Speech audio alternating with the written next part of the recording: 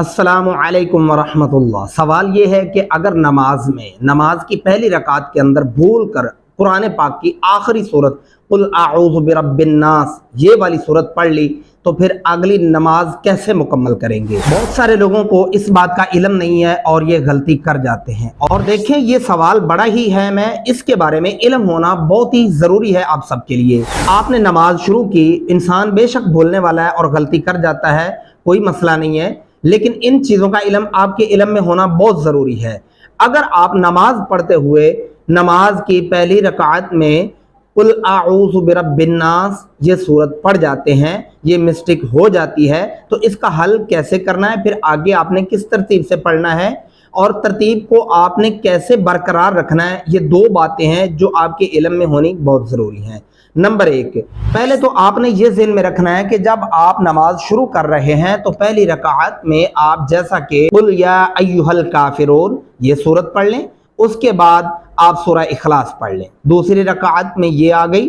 अगर आप 4 सुन्नतें पढ़ रहे हैं तो उनमें आगे फिर आखिरी 2 सूरतें सूरह फलक और सूरह नास ये पढ़ लेंगे। फिर ये इसी तरह तरतीब से आ रही होंगी। अगर बीच में से कोई 1-2 सूरतें छूट भी जाएं कोई मसला नहीं, लेकिन तरतीब ये है कि आप सूरह काफिरून से सूरह नास की तरफ जा रहे हैं, कुरान पाक के एंड की तरफ जा रहे हैं। और अगर आप भूल कर पहली रकात में सूरह नास पढ़ लेते हैं तो फिर आपको क्या करना होगा कि दूसरी रकात में भी सूरह नास ही पढ़नी होगी। आप तरतीब उल्टी नहीं कर सकते क्योंकि ये मकरूह तहरीमी है, इसलिए इन चीज़ों का एहतियात करें, ये बहुत ही ज़रूरी है। आप पहली रकात में सूरह नास पढ़ने के बाद फिर दूसरी में सूरह फलक नहीं पढ़ सकते। या मेरे एक स्टूडेंट हैं, मुझे पहले सवाल किया, ये तकरीबन आज से 10 दिन पहले की बात है, कि उन्होंने कहा कि हमने नमाज तोड़ दी, या आपके ज़हन में भी कुछ ऐसा ख्याल आता है कि नमाज नहीं होगी या नमाज तोड़नी होगी, तो आप ऐसा नहीं करेंगे।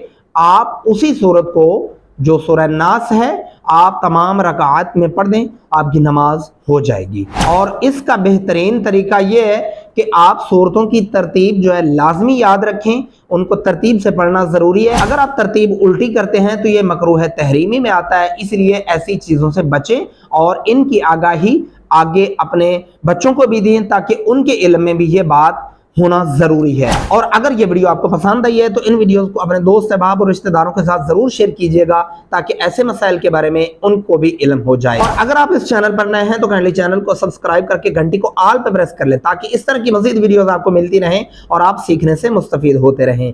मिलते हैं अगले नेक्स्ट वीडियो के अंदर, तब तक दुआ में याद रखिएगा। अल्लाह हाफिज़, फी अमानिल्लाह।